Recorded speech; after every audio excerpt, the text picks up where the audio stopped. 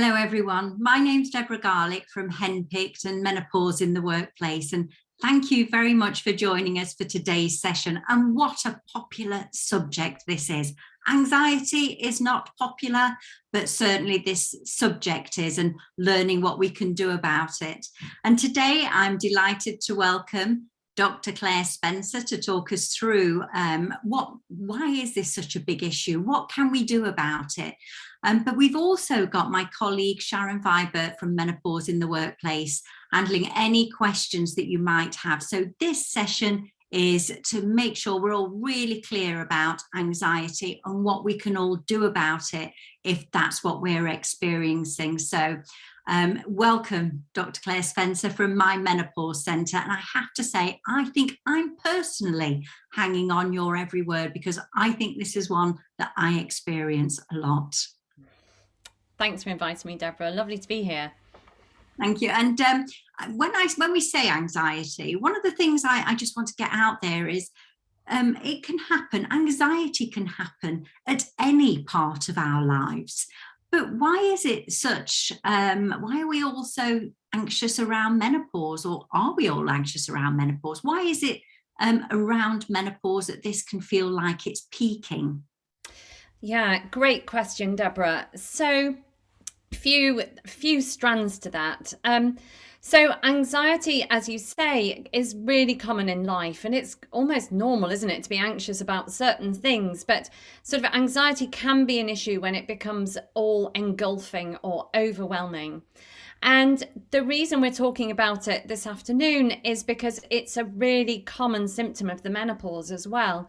So in a recent poll, over 50% of women reported it as a troublesome symptom of the menopause. And that's because, so if we think about the start of the menopause transition, when hormone levels are flying around, estrogen is fluctuating randomly with big highs, big lows. We know that those fluctuations and the ultimate drop in estrogen can be one of the triggers by itself for anxiety. Plus, there's whatever's going on in life when you think about, your body's more prone to anxiety because of hormonal changes. You add in some teenagers, GCSEs, A-levels, etc., life, work, you can see how like a perfect storm is created. But it can happen without triggers. Can I just say it? You don't need to have a trigger to feel anxious in the menopause transition.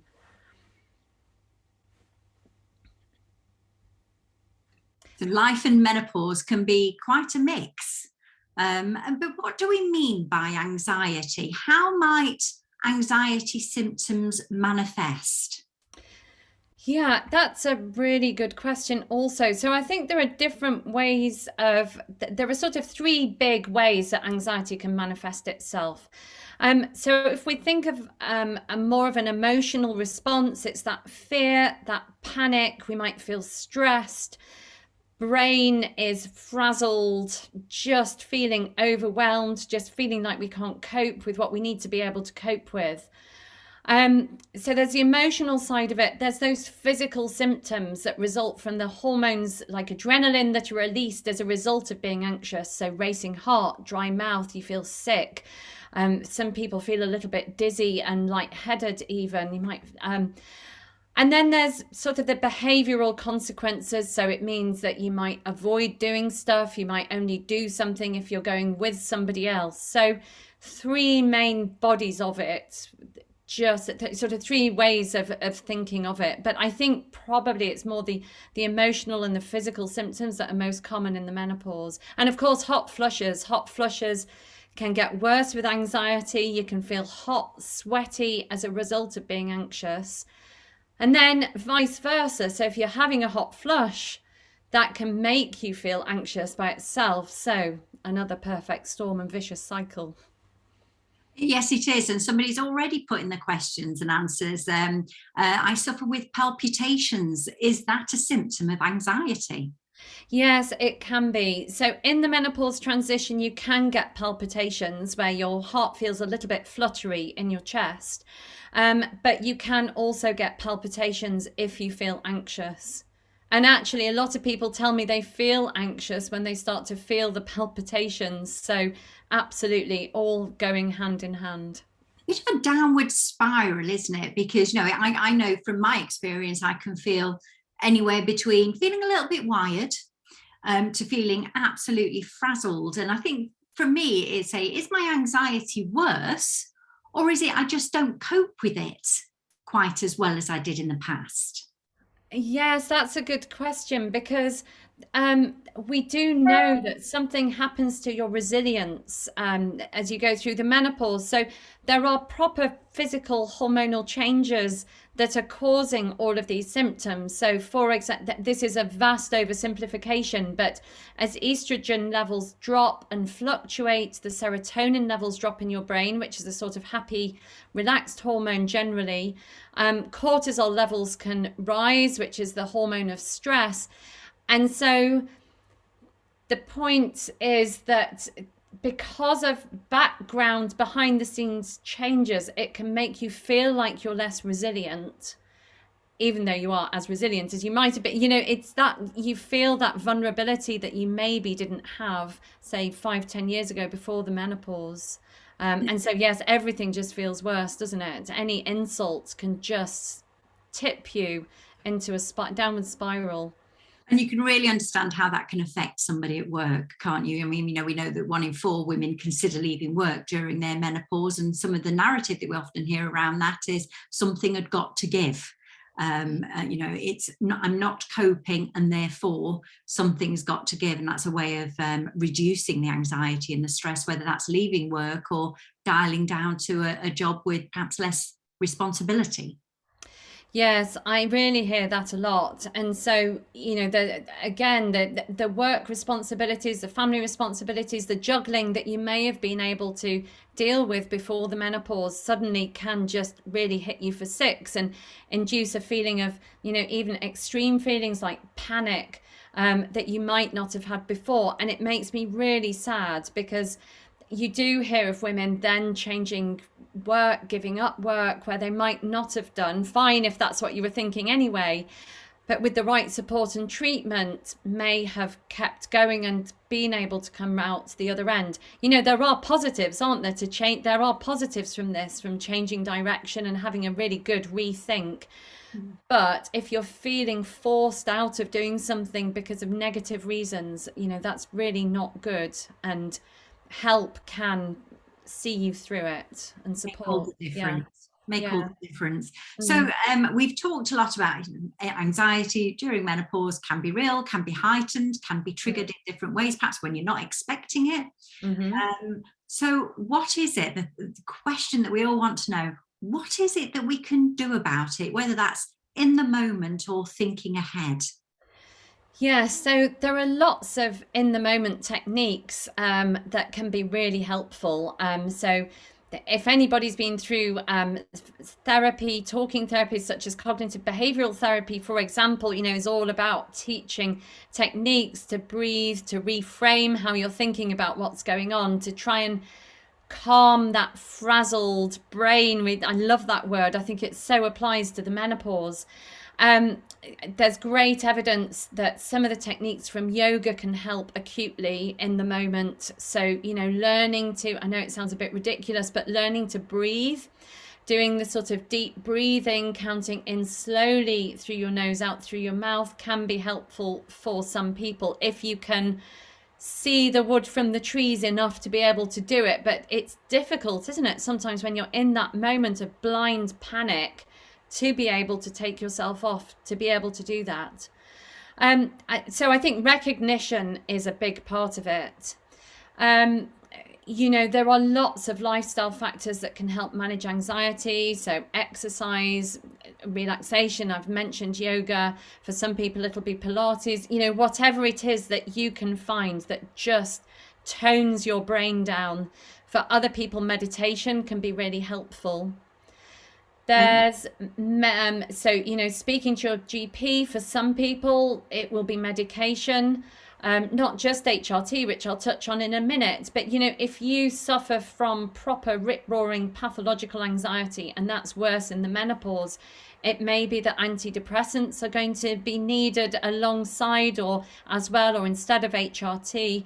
And then there's HRT, of which there's again great evidence that putting the estrogen back can redress some of those biochemical changes and just keep a lid on it, just keep things at a calmer level so you can do what you need to do.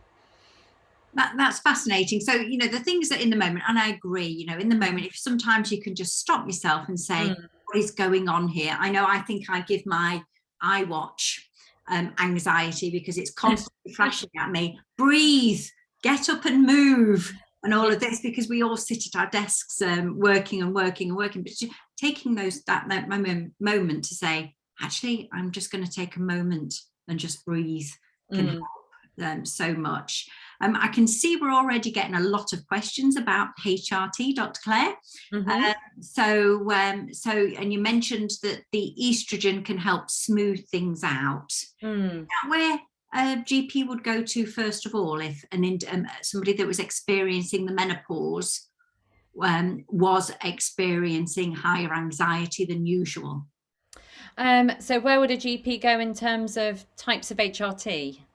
Types of HRT or diagnosis, perhaps, because I get confused. Is it the menopause or is this just life? Yeah, no, that's tricky. So I hear really commonly, so there are a couple of clues. I commonly hear women say to me, I have been fine all my life and suddenly I feel anxious. Maybe early, maybe mid 40s. It's just crept up, that horrible anxious feeling in the pit of your stomach. You might not be sleeping, which of course is something else that makes everything worse as well. So I think if it hits you out of the blue or you've noticed it suddenly crept up. So I was talking the other day with a patient and we were talking about motorway driving. So for me, and it was just not wanting to drive on the motorway or having to try and do relaxation breathing, driving at 60 miles an hour down the M62. It might be something as simple as that you realize has just crept into your life that it wasn't there before. So it may be subtle. So the first clue is nothing previously and then is worse. The second clue is some women are just more susceptible to hormonal changes. And so if you've experienced increasing anxiety before your periods as part of the premenstrual syndrome story, if you've had postnatal anxiety, because it's not just postnatal depression, depression and anxiety can go hand in hand. Then again, your brain, it's just saying that you've got a brain that is sadly beyond your control, more susceptible to hormonal swings, and that is another clue that what you're experiencing may be then because of the hormonal swings of the menopause transition. So it's some interesting clues to look at there, and it's interesting that you mentioned cars, because somebody was telling me yesterday all of a sudden she did not want to drive, came completely out of the blue. And we had this from one of the police officers as well that was working in London, that developed a sudden fear of getting in a lift. And of course, in central London, that's a real problem. And they were just triggered. That could have been their clue that actually my hormones are going completely out of whack here. And, I need to probably look at, am I perimenopausal, for example? Yes, I think so. And often it's more that you look back and think, you just accept things as the norm sometimes, don't you? You just crack on because you need to. But no, absolutely looking back thinking, well, that behavior is really out of character, not feeling yourself, feeling different. It can be those subtle changes rather than, we all know about panic, heart racing, panic attacks, for example, but it can be more subtle. It can be more subtle as well. And there's another question that's come up in the chat, and I'll hand over to my colleague Sharon Vibert shortly. But you mentioned estrogen, but there's a comment in here about GPs tend not to prescribe testosterone supplements for mood. I've not heard of testosterone being used for mood before. Is that one of the options as well? Yeah, well, testosterone, the evidence isn't amazing when you scratch beneath the surface, but some testosterone is converted to estrogen. Some testosterone works on the testosterone androgen receptors as well in your brain, so it can have a positive effect. And also, I didn't mention progesterone. So the body identical progesterone, eutrogeston, that if you've got a womb, you need to take the progesterone with the estrogen. Eutrogeston can, for some women, not for everybody, but that can also just help take the edge off anxiety as well as help sleep. Again, marginal gains, and you wouldn't prescribe it necessarily 100% for anxiety, but can be a positive knock-on effect of choosing that body identical progesterone as part of your HRT. I think what you were saying about lifestyle and a good night's sleep, sleep is a cornerstone for good health anyway, isn't it? If you sleep well, you can deal with most things. But if you're sleep deprived, everything feels worse. And that is a bit of a spiral going on there. So anything that helps you sleep well.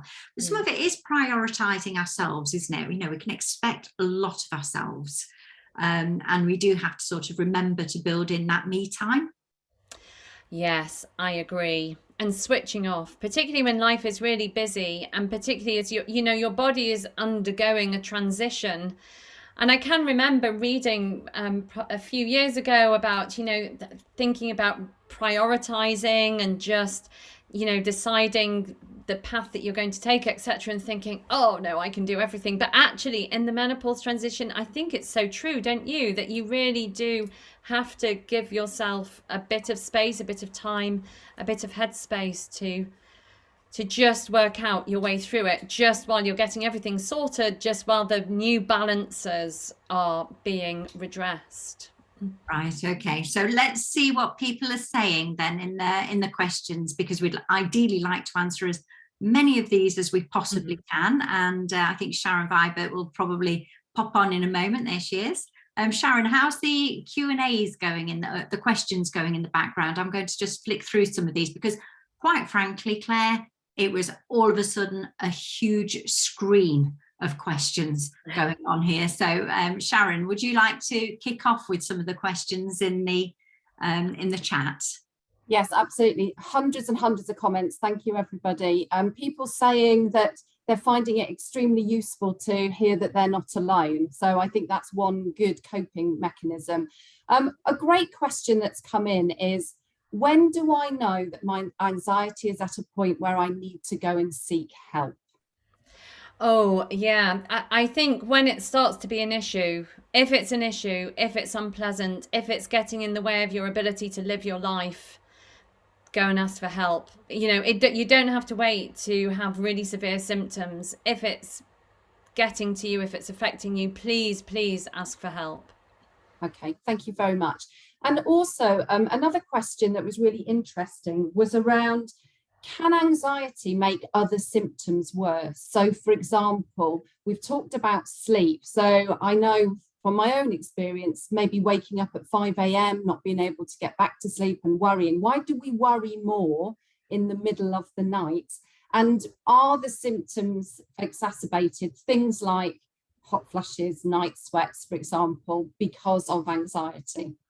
Yes, no, absolutely. So why do we why is our brain ruminating in the middle of the night? I wonder if it's to do with loss of distraction.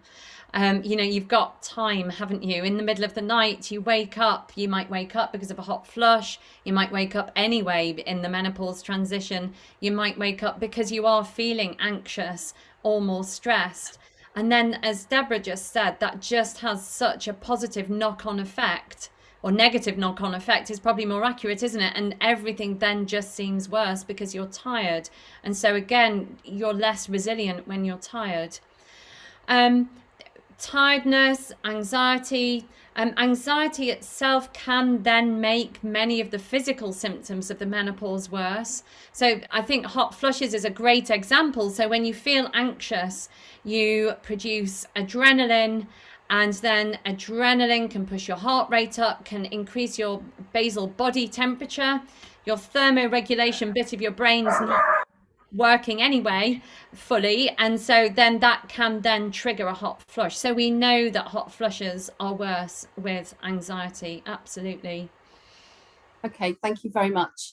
And people are asking about HRT. How long could they expect to wait until they can see some improvement if they've started HRT? Yeah, so the everybody's slightly different, but the rule of thumb is to wait a maximum of 3 months. But it really, if there's no improvement at all in the first 6 to 8 weeks, then I would say go back, and you might need your dose adjusting after that length of time. So, you know, if you're really struggling, don't sit on your hands for 3 months. I would go back and speak to your doctor, because it may be that you've been started on a low dose, which I commonly do at the beginning of the menopause transition, and that you just need to adjust it up a bit. It may be that that dose isn't quite high enough for you, or you may be getting side effects from one particular type of HRT. Sometimes for some people, a small minority of women, there's just something about starting HRT again. Maybe it's the hormonal swing that can trigger a little bit of anxiety, and just, you know, waiting for that to settle down, you might need the HRT adjusting or the dose adjusting. Okay, thank you very much. I can see there's so many more questions coming in. One question that came in though was around, how do I know that it's a palpitation and not something more serious, i.e. a heart murmur? Yeah, no, really important question to ask. So palpitations to do with the menopause tend to be short-lived and go away quite quickly. They tend not to be, so worrying types of palpitations that need checking out are exercise-induced.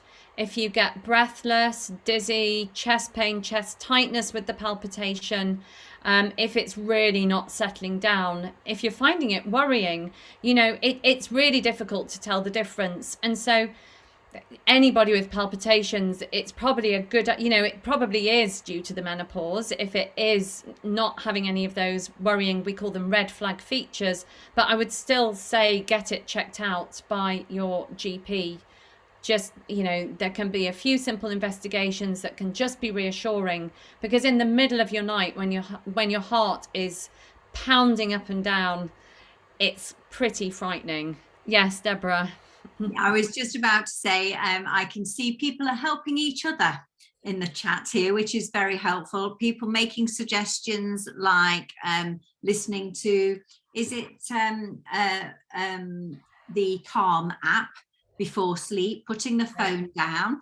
I can see somebody else is saying, since I started magnesium before bedtime, that has been very helpful with theirs. Is that something that is commonly used, magnesium glycinate? Yeah, there's not a lot of evidence behind it, but you know, I do speak to some women who found it helpful. I speak to other women who haven't. It's unlikely to do any harm if you want to try it. Not masses of medical evidence, but you know, that doesn't mean it's not going to help. Some big thumbs up. Thank you, Dr. Clare. Some big thumbs up for CBT, and listening to Eckhart Tolle's The Power of Now is good for some. So I think everybody is saying focus on your sleep. Is absolutely key during this time. One that a couple of questions that you could probably answer quite quickly is, when does this end? Who knows is my quick answer. Often people feel better when they've come out into the postmenopause. There is evidence that symptoms can settle as your estrogen level drops and then stays low. But it's very variable. It's very, very, and maybe that once we understand what it is, and then you can start to get your treatment and put your coping mechanisms in place, like your CBT, like talking about it. And a great question here is around, how do you better prepare our colleagues and generally people around us to understand that women going through the menopause or menopause can experience this symptom? I think that's a great question, because actually starting with that awareness and making sure people understand that your anxiety levels might not be where they were in the past. and actually sort of recognizing them and being prepared to talk about it, engage and talk to those around you and say, I'm experiencing menopause. This is one of the symptoms I'm experiencing. This is how this will be very helpful during this time. Yes, I agree. And I hear a lot about, people are anxious about talking about it. And you're feeling anxious about talking about your anxiety. And again, another vicious cycle. Whereas if you can remove the anxiety about talking about it, it might help the anxiety a little. That's wonderful. Sharon, I could see you going through the questions. Would you like to, have you picked up on any of the new ones that we've not answered between us? I think it's, as you say, there's a huge amount of help and support and chat going on. People talking about vitamin D and vitamin B deficiencies, as well as magnesium deficiencies, and just looking at those different coping mechanisms and being able to have the confidence to explain that, so how you are feeling and how that makes you feel. But it's having that confidence, isn't it, to be able to demonstrate to those that are around us, that's making me feel anxious. So maybe just reiterating a few hints and tips. If it comes from left field, if we're sitting in a meeting or we're in an environment and we suddenly feel really anxious, and we're trying to put our finger on it, just some hints and tips again, I think around that would be really helpful looking at the chat. Yes, no, and I hear a lot about the stigma attached to it, and don't want to admit that it's seen very negatively, isn't it, as a fear of failing and not wanting to admit weakness. So no, my top tips would be, if it's a hot flush that's going to trigger your anxiety, if it's down to environment, if it's down to what you're wearing, so cotton rather than man-made fiber that you're going to be less sweaty in. Having an exit strategy for the room so you're not feeling trapped or panicked, hemmed in, can be super helpful. Doing that private breathing, practice in advance those breathing techniques, your little the CBT techniques that you may have been taught or read about. I think forearmed is forewarned and vice versa. It is, and actually I can see in the chat right now a lot of people are saying what is helpful for them in the workplace are those support groups. So I can see that people are putting notes into each other to say, we've got a support group, let's discuss this then. Very helpful. The more we talk about it, the more we make sure everybody understands what this is, and importantly, the question, the thing that we mentioned right at the front, you're not on your own. So do feel comfortable talking about it, or do what you can to feel comfortable talking about it. And support groups are brilliant for that, because they enable you to just go, it's not just me, what's working for you. And sometimes just talking about it is enough, isn't it? Knowing you're understood.